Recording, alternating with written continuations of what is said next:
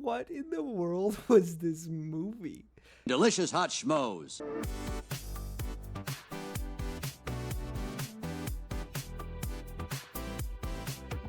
Marty Supreme is probably the most stress-inducing film I have ever seen.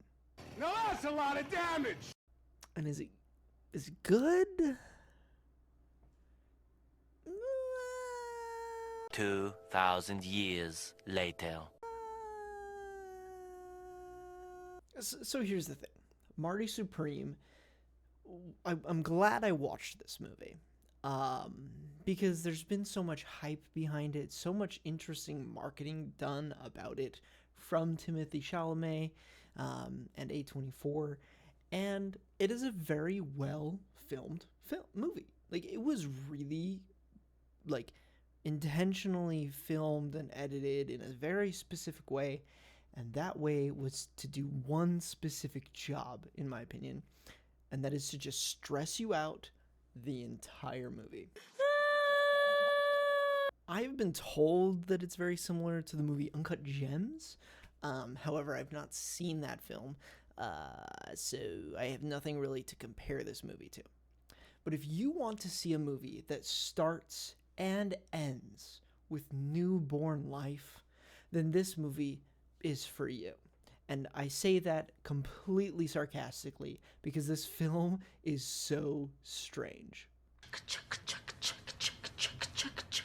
Ignore what she's doing. We are serious. This movie starts, the very first sequence, we meet our star. And he's working at a shoe store. And he goes from selling a pair of shoes to then having relations in the back of this shoe store with a woman. I knew it. He is not a man of God. That we just now met, obviously, because it's the first scene in the movie.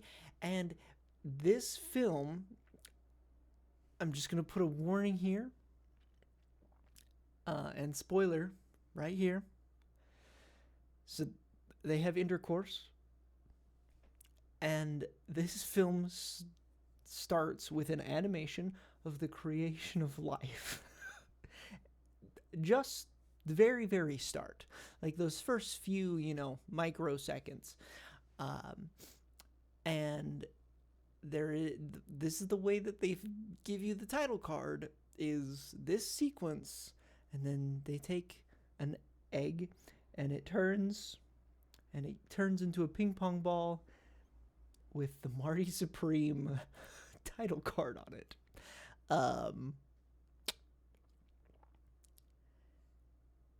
And that's the start of this film.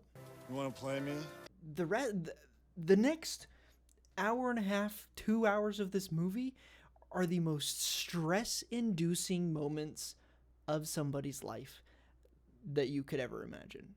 Every moment where you think Marty is going to get a break or take a little bit of rest, something insane happens to him. It's ridiculous. He goes from that moment to then traveling across the country to play ping pong, to then losing that ping pong match, to then come back, to then end up in a bathtub where he then falls through the ceiling, breaking somebody's arm and crushing his dog, that person's dog. Then he's supposed to take that dog to the vet. He loses the dog after getting chased down by a bunch of people that he swindled money from. And then the next part of the story is like him dealing with this girl, and then him trying to go to Japan, and then him dealing with this dog and this girl gets involved with the dog, and then she gets kidnapped by the owner of the dog, and then they go to Penn Jillette's house to then get the dog back, and everybody gets shot and killed except for Marty and this girl. And then, like, literally there is not a restful moment in this film. There's also a really big subplot where he's like, you see this in the promotion of the film, in like the trailers and stuff, where they're talking about an orange ping pong ball instead of a white ping pong ball. And there's a big emphasis of this orange ping pong ball for like the middle third of this movie, and that never gets paid off. He never uses one of those orange ping pong balls at all.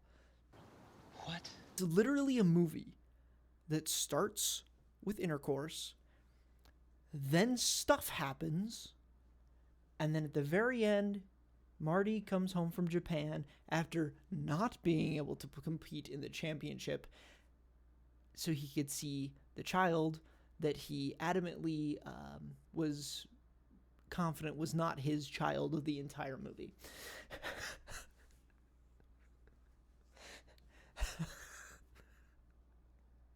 What in the world was this movie? Like, it was filmed well and it was acted well, but the story was just chaos thrown onto a whiteboard. It was insane. I don't know why people are saying this movie is as good as it is. I don't think it was that good of a movie. I think it was filmed well. I think it was acted well, but the story is just chaos that I didn't really love. Yeah. Anyway, I don't know what else to say about this movie. It was just chaotic, and if you like chaotic movies, I mean, this was a great movie to go watch then. But if you do not like pure chaos as a movie, then probably stay away from this movie. It was better than Tombstone, though.